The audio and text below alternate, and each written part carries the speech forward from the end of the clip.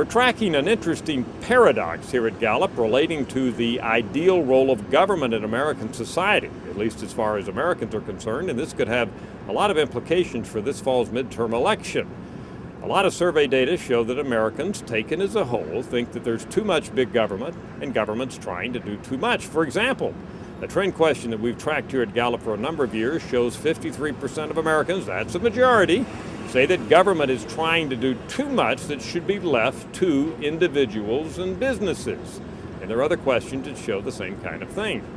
One would suppose then that Americans would be opposed to new policies and laws that would expand the role of government, but that's not the case, and that's the paradox. For example, something very hot right now on the agenda here in Washington, a new financial overhaul bill.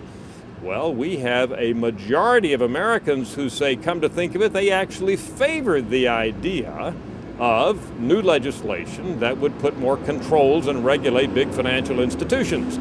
So Americans, to some degree, trying to have it both ways. Same kind of thing, we find a majority of Americans favor a new energy bill. A majority of Americans favor a new job stimulus bill. So the bottom line here is, although Americans express the sentiment that there's too much big government, that doesn't necessarily follow through when it comes to specific policies that they think are good ideas.